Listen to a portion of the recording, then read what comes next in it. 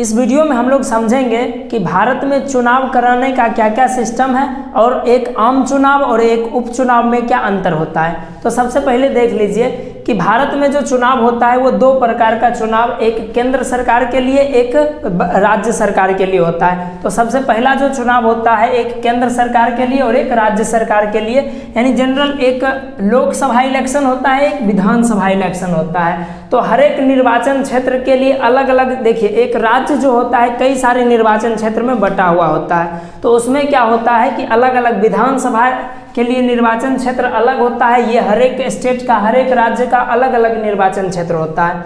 और लोकसभा के लिए अलग निर्वाचन क्षेत्र हुआ, जैसे अभी करेंटली 543 है संख्या। तो ये सब चीज़ बताएंगे आगे।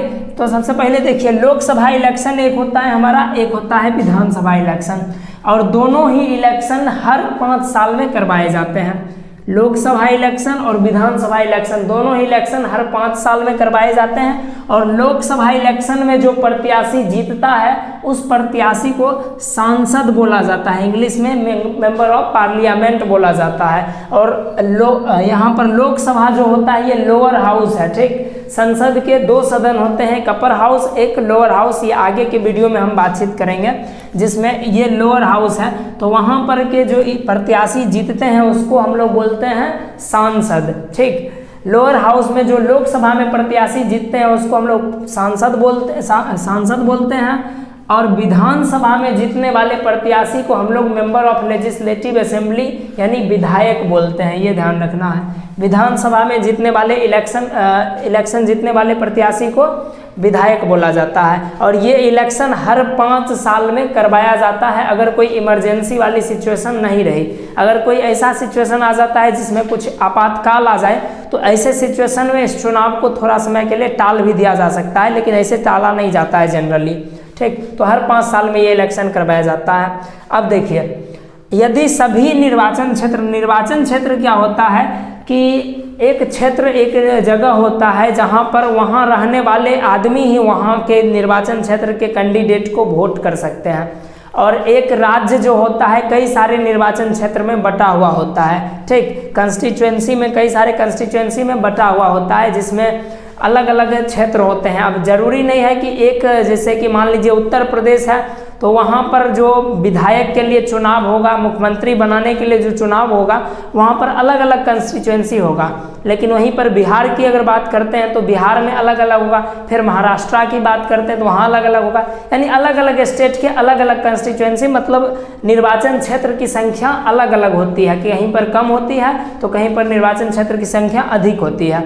तो यहाँ पर ध्यान दीजिएगा कि यदि सभी निर्वाचन क्षेत्र में, सभी कंस्टिट्यूएंसी में सेम टाइम पर अगर इलेक्शन करवाया जाता है, भले ही एक दिन में ना हो करके कुछ समय के, कुछ सप्ताह में हो जाए, कुछ दिनों में हो जाए, 1 दिन 2 दिन 4 दिन सप्ताह भर में हो, लेकिन थोड़े थोड़े समय के बाद ही हो, लेकिन एक साथ सभी निर्वाचन क्षेत्र यानी राज्य के सभी निर्वाचन क्षेत्र या देश के सभी निर्वाचन क्षेत्र में अगर एक साथ चुनाव हो जाता है, भले ही कुछ समय के अंतराल पर हो, तो ऐसे चुनाव को हम लोग जनरल इलेक्शन या आम चुनाव बोलते हैं हिंदी में। इसको जनरल इलेक्शन बोला जाता है। यानी अगर पूरे देश में एक साथ चुनाव होता है, भले ही अलग अलग दिन हो रहा है लेकिन एक साथ हो रहा है, तो उस चुनाव को हम लोग बोलते हैं आम चुनाव, जनरल इलेक्शन। लेकिन वहीं पर क्या होता है कि अगर कोई इलेक्शन किसी ऐसा मंत्री है या फिर कोई ऐसा विधायक है क्या, या फिर कोई ऐसा सांसद है जिसकी डेथ हो गई है या फिर उसने रिजाइन कर दिया है, इस्तीफा दे दिया है,